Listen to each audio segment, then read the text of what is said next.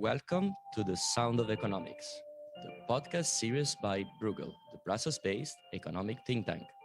I'm Giuseppe Porcaro, and this is a special installment of our live podcast series, because for the first time, we have an audience participating on Clubhouse. In this episode, we will speak about a research that has looked into 70 years of press articles in several national newspapers to dig into the question about how are we speaking about Europe. I've been participating in this research together with several other colleagues at Bruegel, Francesco Papadia, Enrico Bergamini, and Emmanuel Mourlant-Rouol, who has joined us for the conversation today. Hi, Emmanuel. How are you? I'm fine, thank you. And I'm also happy to have some other guests on the mic. Jaume Duch, if I pronounce it correctly, who is the spokesperson of the European Parliament. Jaume, thanks for joining us at The Sound of Economics. Hi, thanks for the invitation. I'm glad to be here. And Mick Ter Rohost, as well. My pronunciations of foreign to me languages are always a little bit challenging, who is the founder of one of the few pan-European independent media, which is called Are We Europe. Hi, Mick. How are you as well? Hi, Giuseppe. Happy to be here. Thanks for having me. And I would also like to thank the audience in the room. Looking forward to hear from them as well. After an initial introduction and comments among the guests, we are going to open the floor for the participation of our listeners. So back to our research. The Conference on the Future of Europe is being launched this year by the European Parliament, the Commission, and the European Council. And it sets itself the goal of giving citizens a greater role in shaping EU policies and ambitions. The need to embark into a fully fledged conference to pursue this goal after more than 60 years of European integration resonates with the recurrent narrative, according to which the progressive European unification is an endeavor pursued by elites against the wishes, or at least without the support, of a majority of the population in the European Union. One often mentioned proof of the little support or even interest of citizens towards the European project is the turnout in the European elections, notoriously lower than in national elections. Notwithstanding the increase of 8 percentage points in 2019 election, this was still at 50.7%, if I'm not wrong, and Jaume might correct me since he's the expert there. The lack of quantitative indicators to understand the level of Europeanization of the political debate in national conversation has been one of the drivers that led us to consider some imperfect proxies, such as the analysis of national newspapers, to give us additional elements alongside the voters' turnout and alongside existing Eurobarometer surveys about citizens' attachment to the EU. Emmanuel, could you perhaps help explaining to our listeners why we had chosen such an approach together with the other co-authors and summarize for us what we have found out? Yes, sure. Thanks, Giuseppe. I think you summarized well the original puzzle. So we know that there is a disconnect between the level of integration in Europe, so level of economic integration, of political integration, and the level of interest from European citizens about it. So I guess we can all find from our national member states plenty of qualitative examples, but how can we measure it? So in this project, a couple of working papers and several blogs at Bruegel with Francesco Papadia, Enrico Bergamini, and yourself, Giuseppe, what we did is to explore quantitatively the problem. In doing this, the options could be many. So we decided to focus on 3 aspects. The first is the voter turnout at European Parliament elections relative to turnout in national elections. And what we see here is that the turnout in EP elections is obviously lower than in national elections, in some cases even much, much lower. But actually in the recent period, it increased. The second aspect are the Eurobarometer surveys, so the public opinion survey results on interest or attachment to Europe. This attachment, as recorded by Eurobarometer surveys, is fairly stable until the 1990s, and then it grows regularly. What we highlight is that the attachment to the own country for the last 20 years is very high and stable at around 90%, while the attachment to Europe is at a much lower level, but growing in the past 5 years in particular, from about 56% in 2015 to 67% in 2019. So the Eurobarometer surveys are the second aspect. And the third that we looked at are the frequency of European news in 3 newspapers. So this last one is probably the most challenging methodologically. Intuitively, you can think that newspapers talked more and more about Europe, quite simply because Europe, the European Union, was in charge of more and more aspects of policy across time. But in reality, this is not so obvious because we can't take for granted what newspapers actually reported, and we want to see the detail of how it happened across time. So Enrico and I worked on finding a way to differentiate between what was European, was related to European integration, properly speaking, and what was not European. This is not so easy because obviously, to take a light example, you can think about the Champions League, you can think about football competition, they will mention Europe, but that's obviously not related to European integration.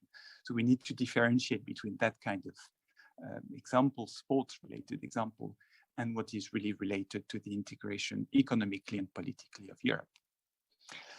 We picked up 3 newspapers, La Stampa for Italy, Le Monde for France, and Der Spiegel for Germany, because we wanted to cover the whole post-war period, and that's really one of the most important added values of this paper, from 1945 up through to 2019.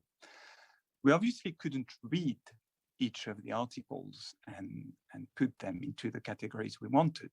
We're talking here of a total across the 3 outlets of 13 million newspaper articles.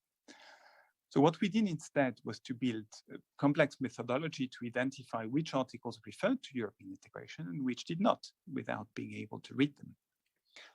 The methodology involved keyword searches and natural language processing methods, the detail of which are in the paper. This allowed us to see the European news as a share of total news. So what are the results? I will just highlight 3 of them. The first is that we can identify peaks of interest. We can identify most obviously EP elections, European Parliament elections, that appear very clearly every 5 years since 1979 and the first direct elections to the European Parliament.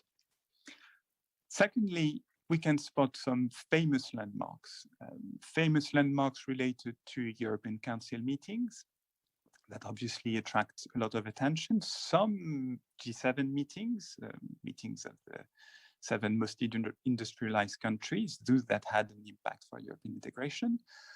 Or for instance, again, the different referendums on new topics, the referendum of Maastricht in France, in Denmark, the referendum of the European Constitution in the 2000s.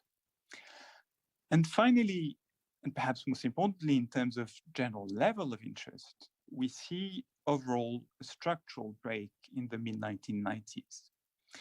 So if you had the figure in front of your eyes, you'd see lines at a rather similar level for the 3 newspapers, so Le Monde, La Stampa, and Der Spiegel, throughout the 1945-1990 period, with occasional ups and downs explained by my 2 previous points, so European Parliament elections and some famous landmarks. This level is roughly between 5% and 20% of the total news, depending on the newspaper and depending on the specific moment in time. But from the 1990s, the minimum level is always above 15%, with still occasional ups and downs for the same reasons, EP elections and other landmarks. And that is clearly linked to the Maastricht Treaty and the acceleration of European integration with the creation of this European single currency. So we see a clear change and a clear increase in the reporting of European news. So to conclude, what's the take away from all this? On the one hand, we see an attachment to Europe that is growing across the different indicators.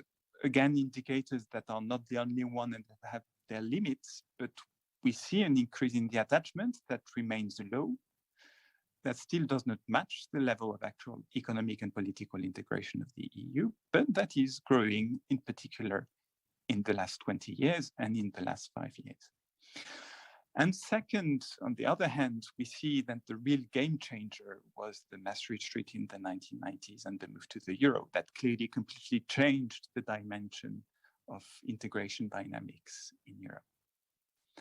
So that's the main points that I think we can start with for discussing the two papers. Emmanuel, one maybe additional point or question, because I think it's quite interesting, is also perhaps to point out that some of the few surprises that we've been noticing during the analysis.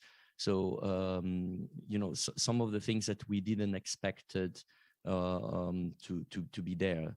I remember a few moments in times, maybe you can recall those, where you know, the news was big in certain countries but not in the others, or like very important moments in landmarks in European history that were actually much less reported in the national news than we might think retrospectively. I think that could be, even if it's kind of anecdotal to a certain extent, but it's kind of interesting for the discussion we want to have. Yes, so I can think about two examples. So in a peak that we could have expected in a way, but that we don't really see, you can find the Schuman Declaration, so which really kickstarts the process of European integration, and which is actually Europe Day. Now, it doesn't really come up in the chart, partly because it's only retrospectively that it became an important moment. So on the moment, on the spot, it was not necessarily as much reported as we could have expected. Another example to show the differences, another example that shows the differences across the different outlets, so the French, the Italian, the German, is another milestone, old milestone of European integration, which is the rejection of the European Defense Community that was meant to simplify to create a European army in 1954. And the plan, the treaty had been agreed and was about to be discussed in the French National Assembly.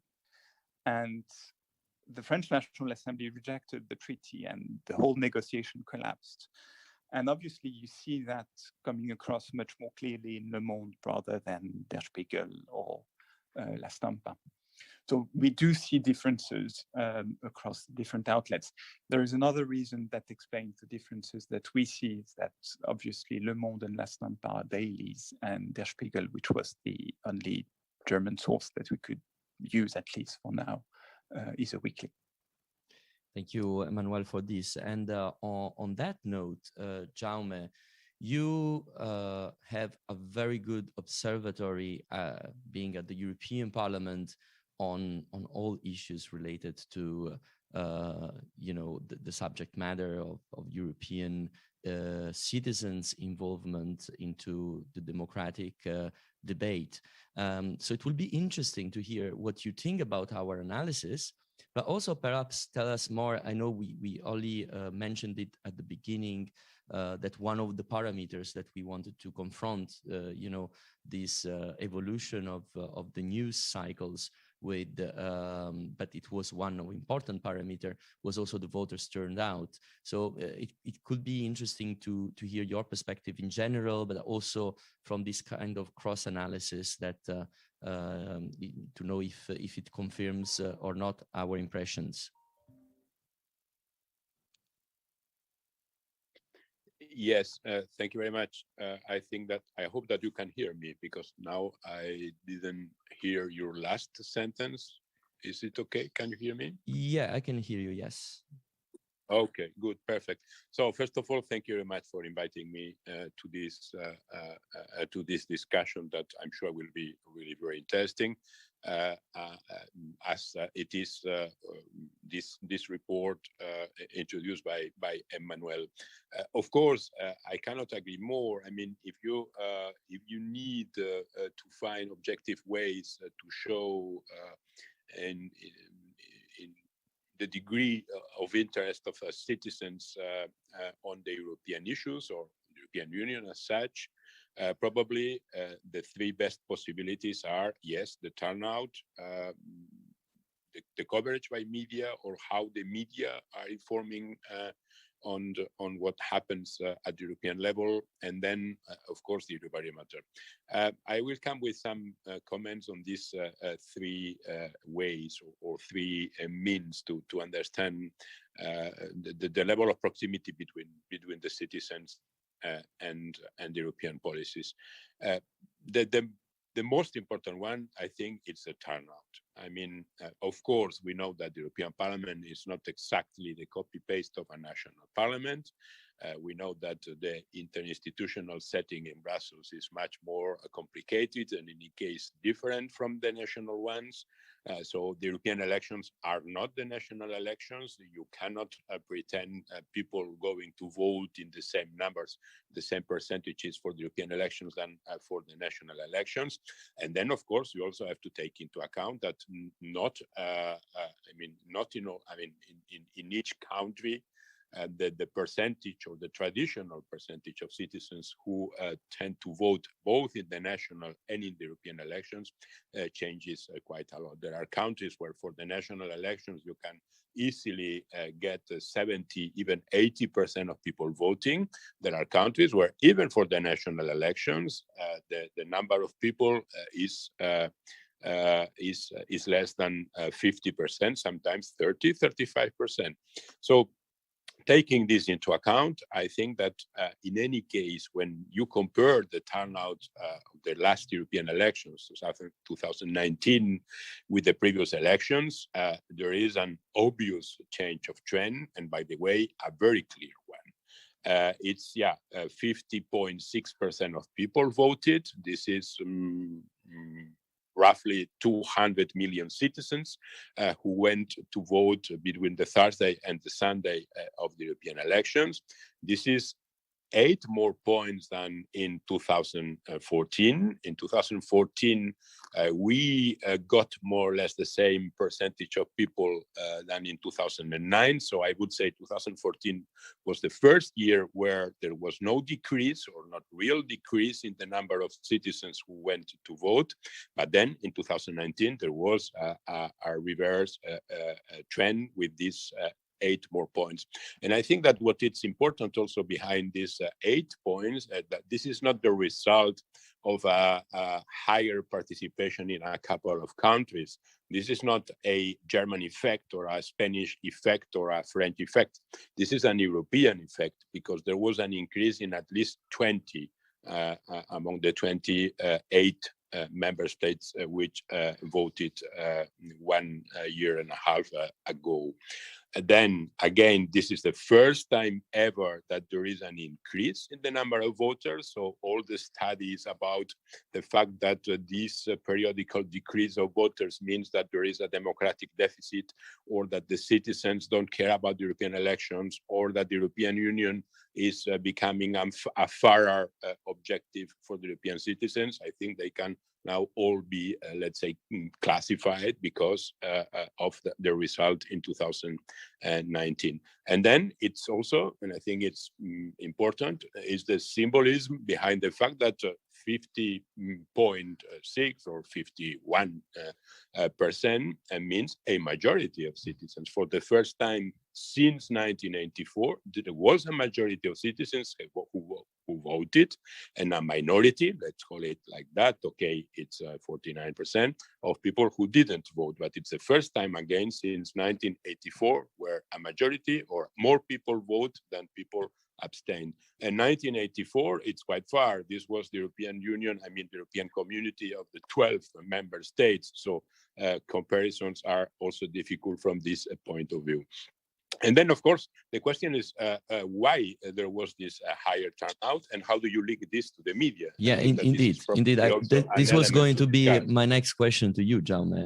What is your analysis from your point of view? Of course, there are several analyses on this about, a kind of cross-cut with our own analysis about which are and have been the milestones in the past few years that might have increased the level of attention or the Europeanization of the political debate, because that's let's say the main driver of this, how we can measure this, but also what have been driving this Europeanization. Look, I think that there are national and European explanations behind this turnout. Of course, the national explanations, we should discuss this country by country, and sometimes it depends on the political moment in the country, how far they were from the national elections. There can be many factors on this. Of course, I would focus now on the EU explanations or the EU reasons, and I can see a couple of them. When you look to the mobilization of people, you see that it was mostly among young people, including even first voters. This could be probably linked to the fact that during the campaign, there was a lot of coverage about climate change and about other topics which are really interesting for young people. Maybe the fact that young people can quite easily understand that some of these topics are going to be solved or not at the European level, but not anymore at the national level. It was probably also linked to the fact that there was quite a campaign during several weeks to mobilize the people, not just the EU campaign or the Parliament's campaign, but the fact that many institutions and many associations and many organizations for the first time in history mobilized themselves to try to convince people to go to vote. But then, yeah, I think that the main factor and the real change there, it's about media. And about media meaning the coverage, both in quantity and in quality. In quantity, it's obvious. I mean, you just look to the figures in the EP reports, and you will see that the level of reporting on the European elections during the campaign, before the day of the vote, for 2019, double in respect to 2014. We were following what we call the core sources. In these core sources, 5 years before, we got around 8,000 reports. For the European elections in 2019, it was 16,000 reports. So again, this doubled.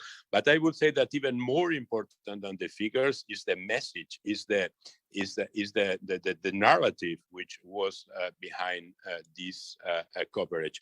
And there also there is a substantial difference, and we will then maybe try to explain all together why this difference is. Because the storytelling changed. In 2009, the storytelling was about the abstention.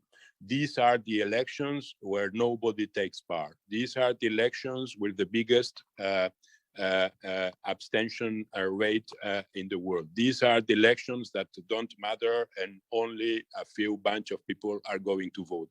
Of course, if what the citizens are reading or listening during the previous months or weeks before the elections day is that nobody is going to vote, what happens is that most of them, of course, will stay at home. In 2014, this changed. I think that it was less about abstention. There was a little bit more of politics. There was, for the first time, this Spitzenkandidaten element, which helped a little bit in some countries, in Germany, for example, in Austria, in Luxembourg. But then the real difference is 2019. And in 2019, you can see that the main narrative is about the importance of the elections. This is the first time where the journalists say to the citizens, attention, look, these are important elections.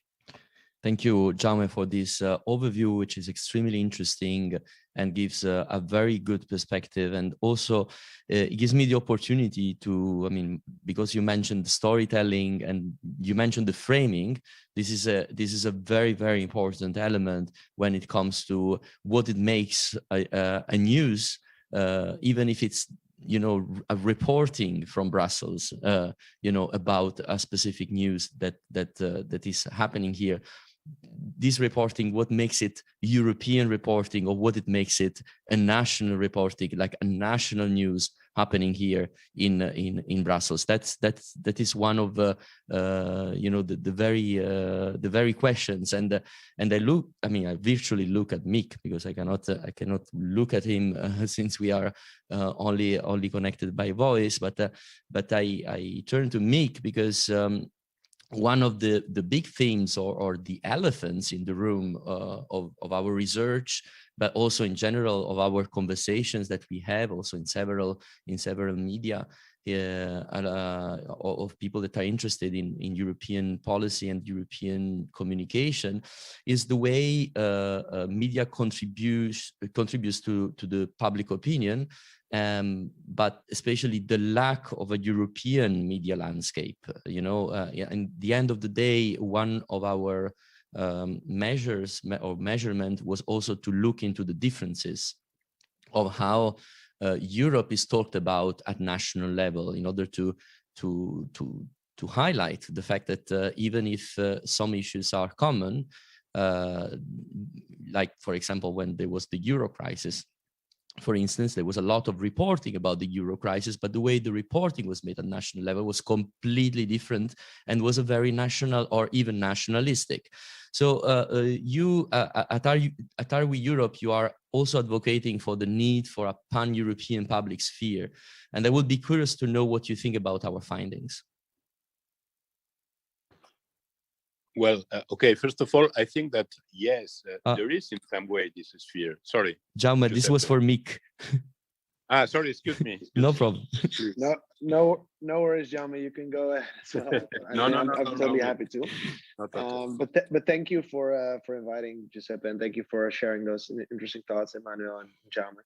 Yes, it is, I think, one of the most difficult questions, I think, for generations now. Why is there no truly European media?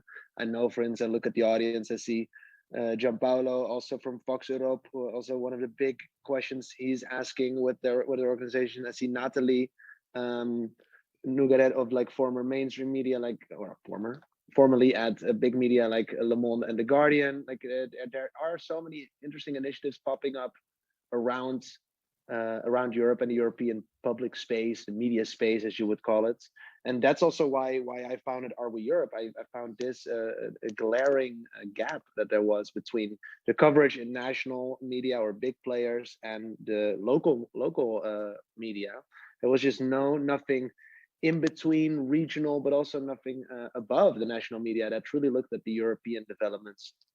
Obviously, there have been projects like the European magazine that was in the 80s and 90s. I'm sure some of you might know it.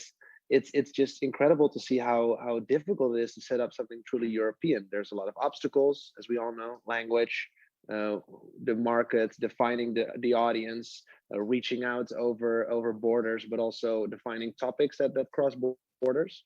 And especially that last thing, crossing borders, is what we decided to do at Are We Europe. So we were born from this, from seeing the national media always talking about Europe as an afterthought. And if they talked about Europe, it was always negative in the last 10 years. It was always crisis, from Euro crisis to migration crisis to whatever bureaucratic crisis was happening in Brussels. And it is a bit of an elephant in the room, indeed. Giuseppe said it very well. Also, we saw that in the recent Dutch elections. There was actually a Twitter hashtag that was EU elephants in political and national media cycles. It's just always an afterthought, Europe. And at Are We Europe, we decided to change that around. We are basically a media collective of over 750 freelance journalists, storytellers, designers, developers, journalists, of course, video makers, podcast makers from all over the continent. And we basically ask ourselves one question: what does it mean to be European? Are we a part of it? Yes or no? Like who is the we? Where does it stop? Where does it end? And we're a critical reflection of European identity, and we try to do so through multimedia stories and border breaking stories, as we call it, and showing that borders are just another construct that we put into place. We can just discuss Europe as if it's a borderless place, even though we know there's many obstacles out there. And there's many great initiatives from Vox Europe, Forum.eu, Euractiv, Politico Brussels, of course, or Politico Europe, even though it's an American company. So we're definitely not alone in this, but it's really amazing to see this study coming out. So thank you all for contributing to that. And yeah, we were following it very closely. The European public space is a difficult thing to talk about, but it's very, very necessary that more and more pan-European media collaborations, projects, and even media like ourselves are popping up all over. But so, if you would have to point out one thing, because you are part of this endeavor, if there was one thing that you would say projects like yours or other pan-European media, could be like TV, could be, of course there is a Euronews and so on, but for some projects like that to really become mainstream, to really become the household names, what would we need? What do you think would be the kind of process that or resources, or I don't know, policies, regulations? What is the main thing that is lacking at the moment for such a pan-European public media space? Yeah, that's a good question. I think it's mostly scale, and that is where the difficulty of, Europe as a market is really big, but Europe is basically a patchwork of different markets,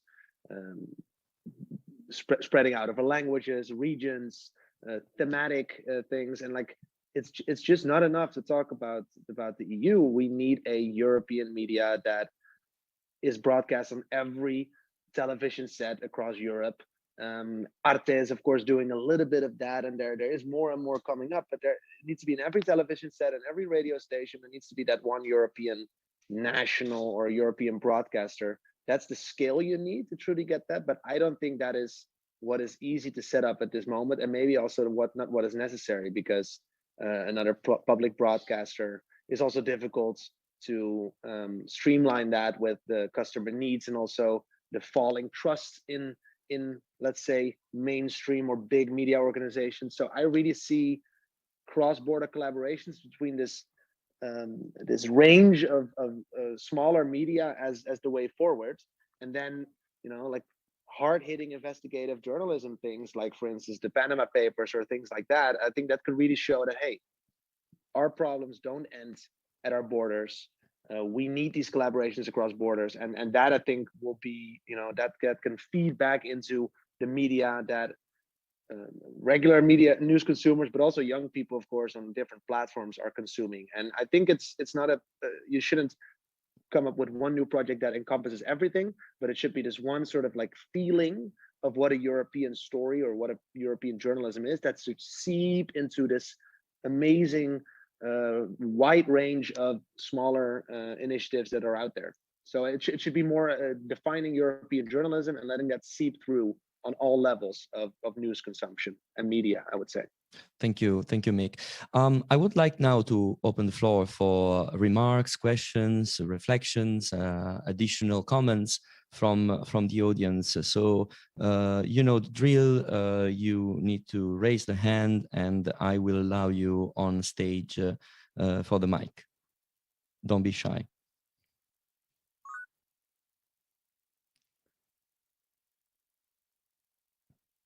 Hi, Laurent. I have a few. Hi, Giuseppe. Thanks for letting me in. And yeah, as usual, please. Okay? Yeah, please just introduce yourself and then go ahead with your comment.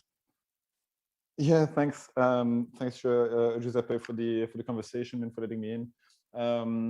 I am a member of a network of influence, or a think tank called Respublica Europa, which was set up in the run-up for the European elections over 2 years ago now, which pushed for an ambitious renewal of Europe. So and very concerned also by what the political landscape looked like prior to the European election. We just discussed that earlier. So very interesting to hear what you're saying today. There is one question that I think that you raised, Giuseppe, and I would be interested to hear both Mick and Jame's view on the on this question, is on the role of well, regulations, but also on whether you see as a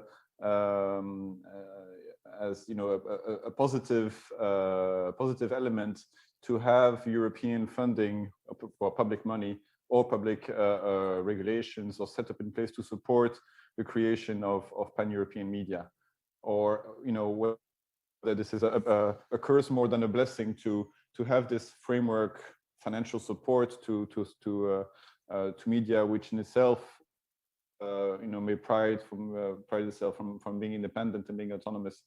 Yeah, any thoughts you have on this, on whether this is something to support, or in the contrary, whether this is maybe creating more problem than anything else and affecting even the credibility of the media in the first place? I would be very interested to have your views. Thanks. Thank you so much, Laurent. I would take a few questions and remarks first, and then we are going for a round with the speakers for feedback. So I have Francois on my list. Please introduce yourself. Hi, thank you very much, Giuseppe. My name is Francois, and I work for FEPS, the Foundation for European Progressive Studies, the social democrat foundation.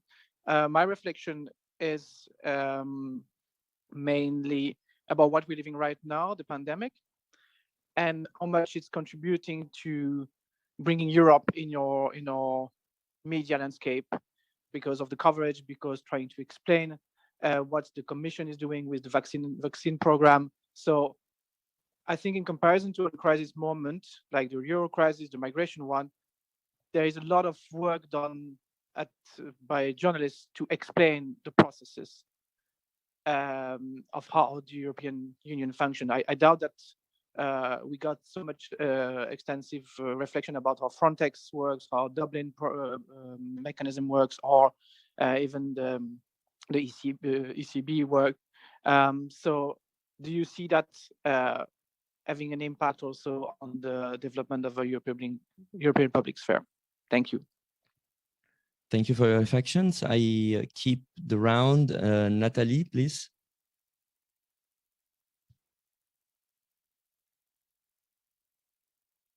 Hello, can you hear me? Yeah, we can hear you very well. Hi, Giuseppe. Thanks for having me, and thanks for all the interesting comments. I've got several friends in this group. It's nice. I wanted to just to add perhaps to what some of the great comments that Mick made. I think that to create something that would tick that box of a genuinely cross-European, pan-European media space, I think this will require many more resources than are currently available, and that requires probably a form of campaigning on that. And I see civil society and citizens across Europe as more of a resource for that than actually top-down government decisions. So I would be, this may sound like, utopic, but I would see a strategy with many more resources put towards the notion of embracing the continent as a space for journalistic coverage, crossing different outlooks and perspectives, and very, very close to how people actually experience in their lives realities that have to do with belonging to this continent. So a strategy to lift all boats. So I'm in favor of something that would actually address helping every single initiative out there that tries to break out of bubbles and break out of borders or national silos. Another thought is, I think most of us on this call, and we're speaking English right now, I think we'll agree, but this is actually a question to everybody who's on this call. I think we'll agree that most of the descriptions, information that we get from media organizations that set as their goal to cover a large swath of territory, not just a nation state, and not just focusing on domestic politics or domestic national realities. Most of the organizations that do embrace and have the potential to cover the continent are UK or US based. And I've worked most of my career in French media, and for the last 6 years, I've been with a UK-based beautiful media, The Guardian. But I've maybe like me, you will agree that that's not enough anymore, right? For us to really get that visibility on what's happening across our human realities across the continent, not just the Brussels institutions, which are very important, but we don't really get a sense of what others are experiencing across the continent. And I think in the COVID context, that's been highly visible or highly relevant, that we need that wider lens, that wider focus. And so one question I had for you is, if anybody has some wishes to express on how they would like to see European realities, and again, on the ground human realities better covered. And the second question is, we all want the diversity of this continent to be preserved and amplified and embraced and tolerated, and linguistic diversity is part of that, certainly. But look at the reality, we're speaking English altogether, and I wondered, would you agree that English is the lingua franca, and that English would be the starting point for something that would help weave together journalists, media initiatives that have that European spirit? I'll stop there. Thank you, Natalie. That was a really good insight. Quite a lot of ideas coming from what you're saying, but I would like to hear first from the others who joined from the audience, and then we are going to go for a last round among us, reflecting and perhaps replying to some of your inputs. Benedetta, hi.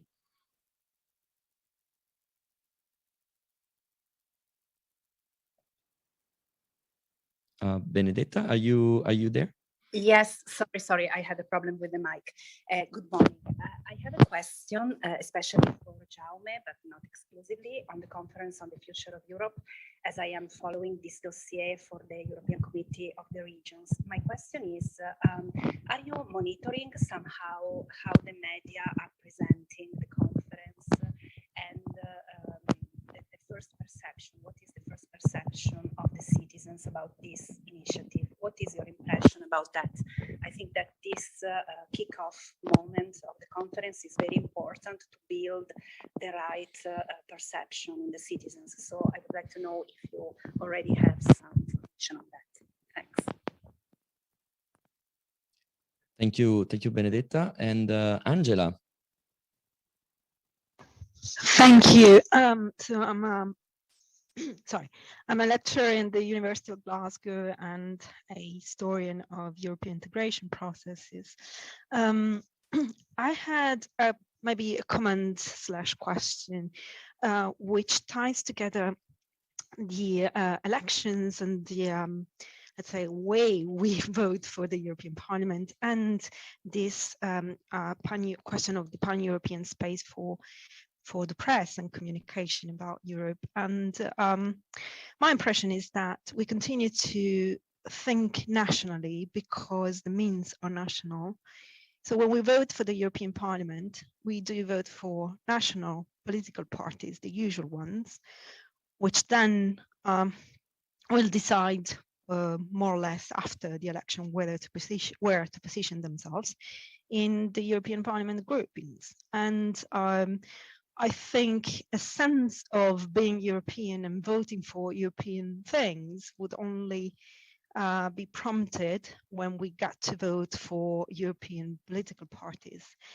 But the difficulty I see there is the same that we're discussing for the press. So would it be possible to think and conceive and promote the creation of federations in which you do have genuinely European political parties and genuinely European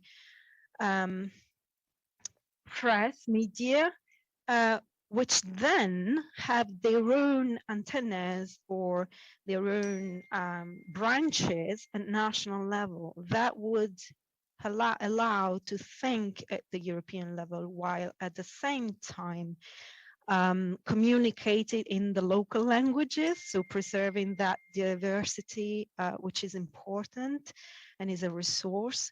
Language would also be paramount to reach the vast majority of the citizens who do not necessarily have fluency in English. And it'll make them feel that they are not losing out because they are being spoken at or with in a foreign language.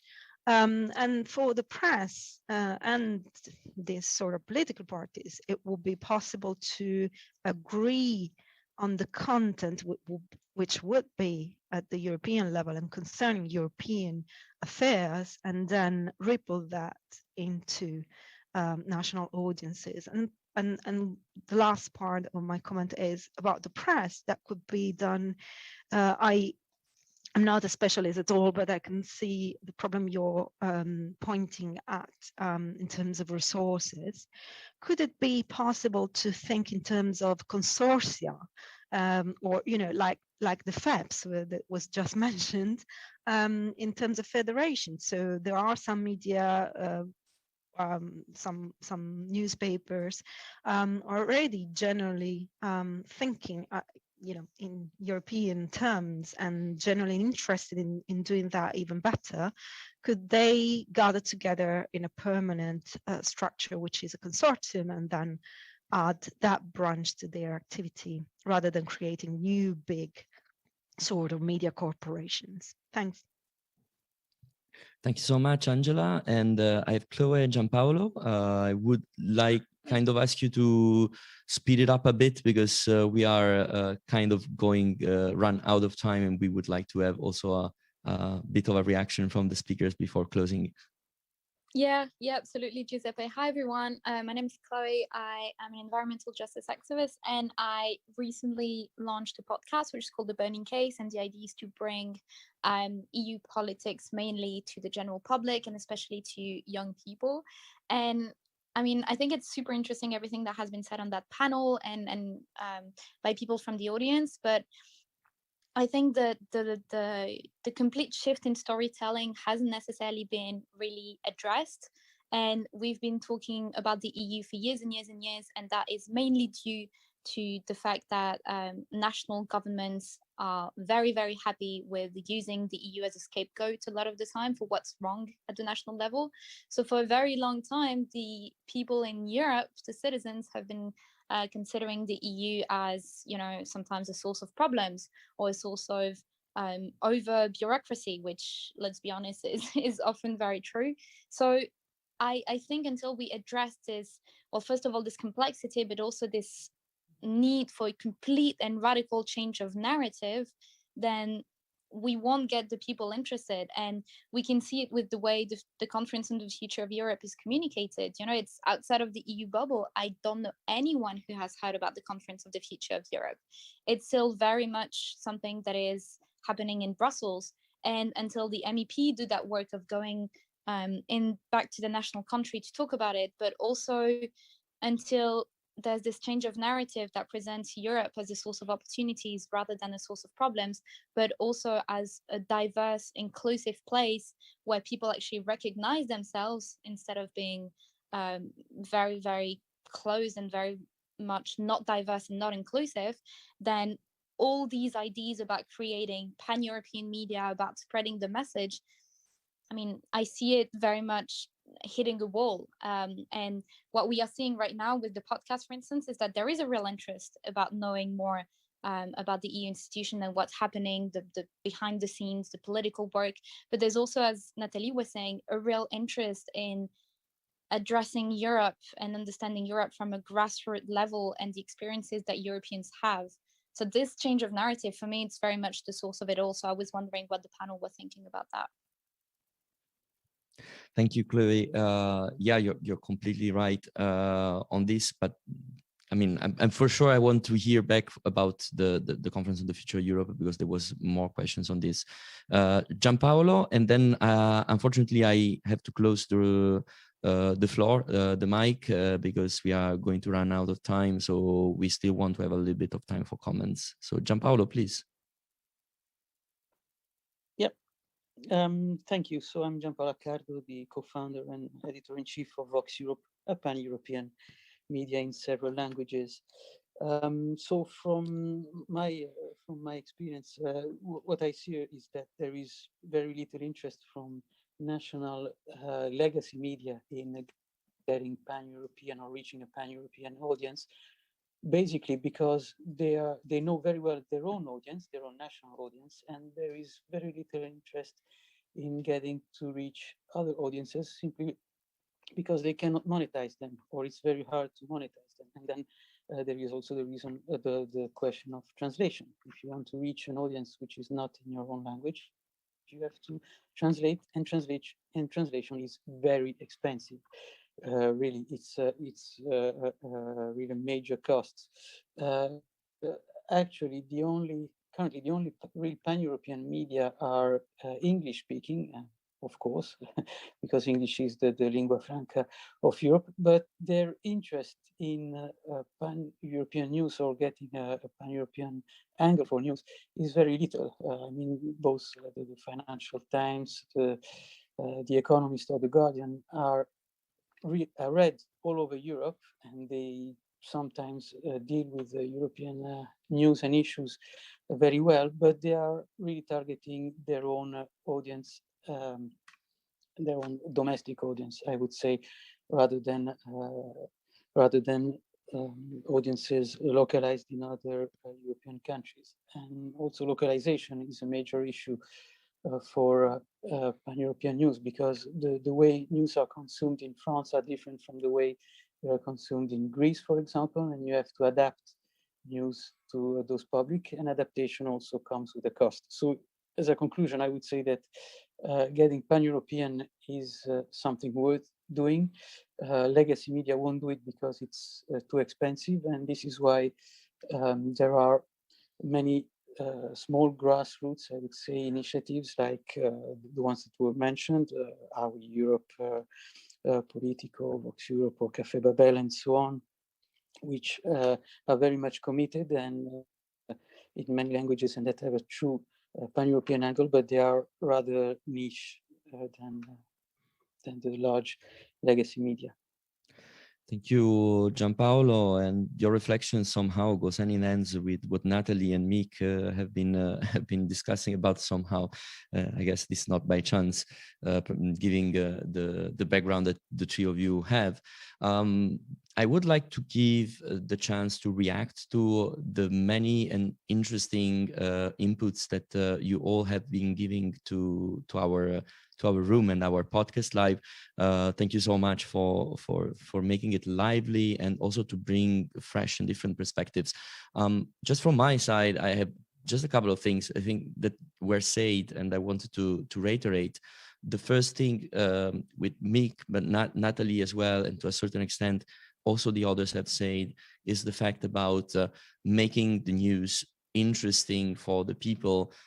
Making a European news interesting means probably thinking about the storytelling, but thinking about going beyond the politics and economics as well. So building up the cultural side, but also what makes a story European, you know, like something that is happening in a small village in the south of Italy, maybe might be seen as a very local news, but actually could be relevant and could be transformed into a European news.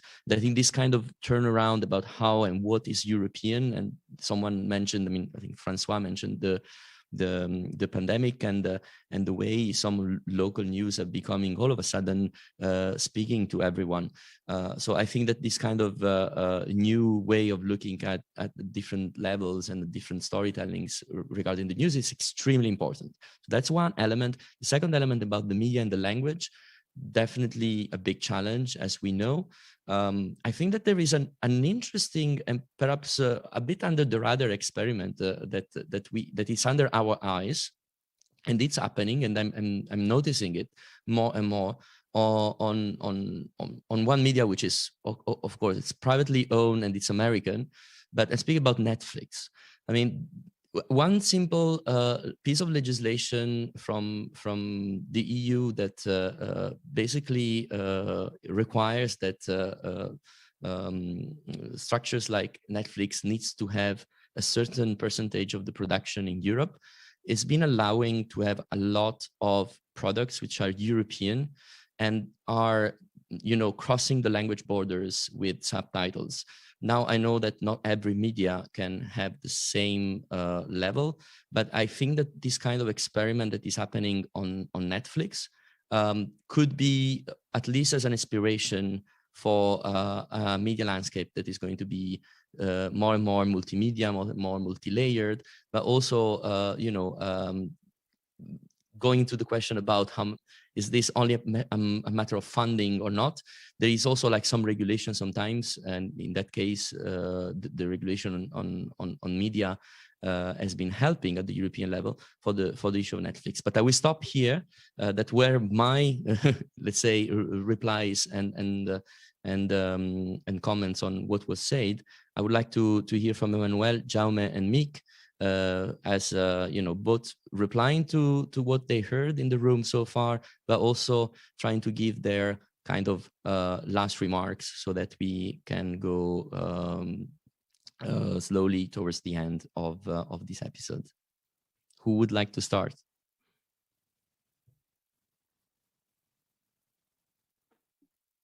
I can jump in if you want to, Giuseppe. Well, thank you everybody for the very interesting remarks. I think one of the last points that was raised by Chloe about the storytelling is absolutely central. The question of how the debate is framed.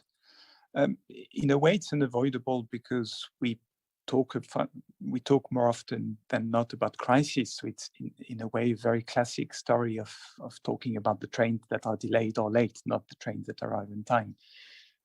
So what I think is key, however, in the framing is that we need to build a better understanding of what the EU does and what are its advantages and limits, rather than just waking up suddenly when there is a crisis. Oh, by the way, what is the EU about? So that is the key, I think, to me in the storytelling. And apart from that, I think my takeaway is that I see two different strategies in this story of the European media. One is to encourage pan-European media, and that we talked about quite a lot. And the other is also to enhance, to improve the coverage of European affairs in national media. And I think the two strategies actually go hand in hand because they follow complementary logics and address different European challenges in the way what Giuseppe was just mentioning, the very local stories that actually have wider implications. So English may be the European lingua franca, but we do not all speak English. European affairs matter, but we may not all be interested in them. What matters, again, is to explain why European affairs matter. So when Mick was very nicely saying that Europe was a patchwork of different markets, I think we just need a patchwork of strategies to address this, both improving pan-European medias, but also improving the coverage of European affairs in national media, because many people won't necessarily be interested in pan-European media. Thank you, Emmanuel. Jaume, would you like to go next?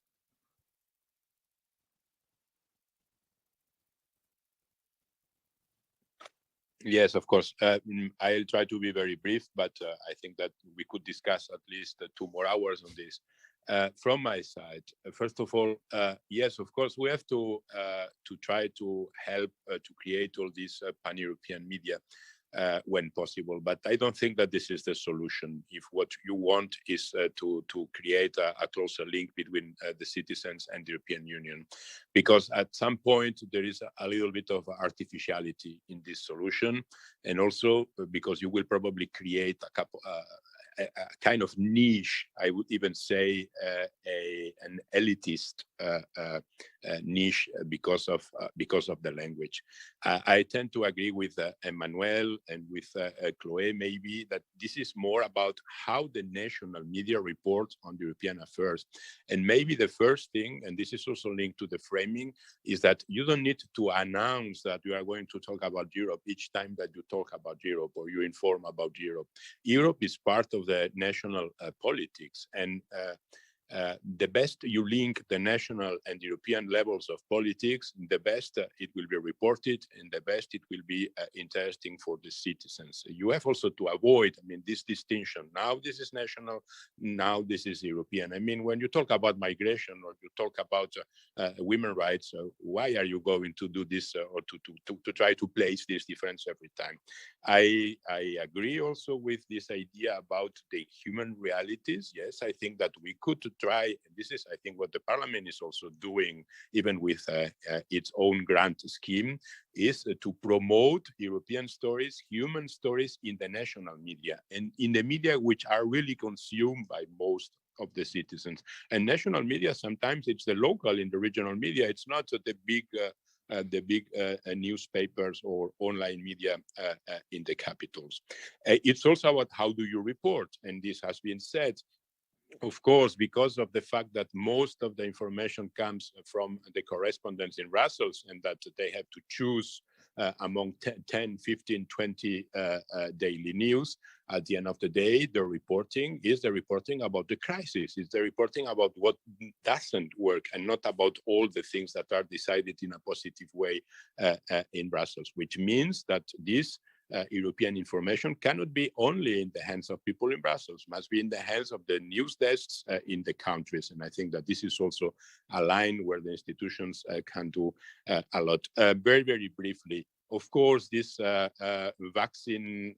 European vaccination strategy now is putting the whole European Union and institutions in the front line and in the headlines. Some days it's more positive, some days it's less positive, but there still we also need quite a more interesting framing. I mean, we all know and we all listen to Joe Biden saying several times that his target, his purpose was to vaccinate 1 million Americans per day. Okay, the European Union is now vaccinating 2 million citizens per day, and in 2 weeks it will be 3 million citizens per day.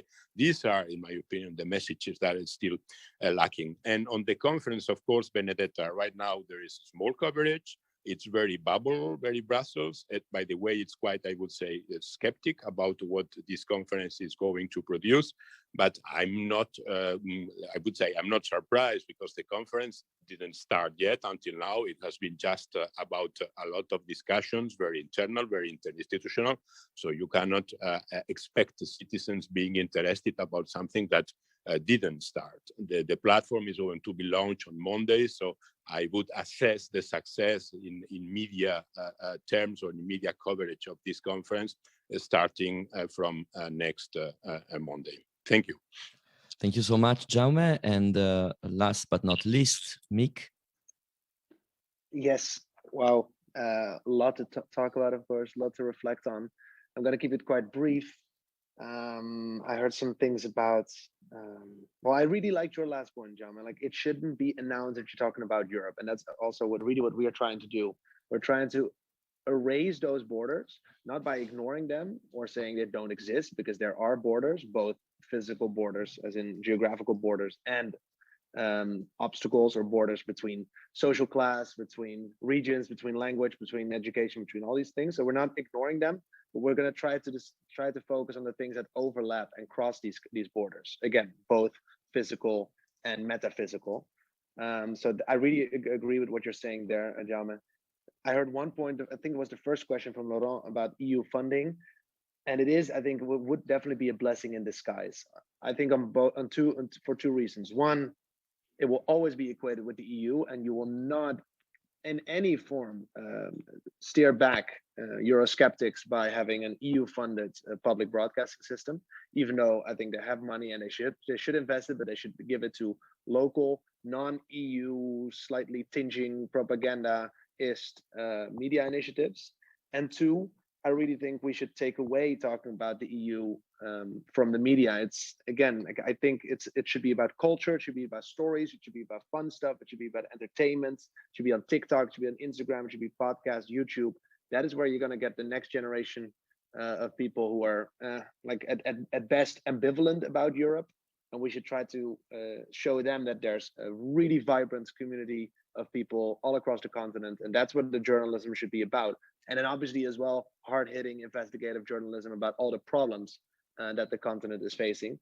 But we should really try to not be linked to the EU too much as a pan-European media, even though it will be difficult because hopefully they're going to inject some money into it.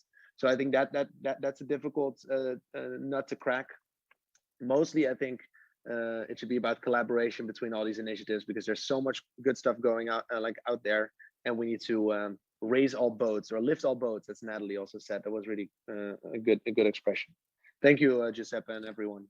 Thank you so much, Mick, Jaume, Emmanuel, but everyone else as well that have been following, participating, and listening to this live episode of The Sound of Economics from Clubhouse.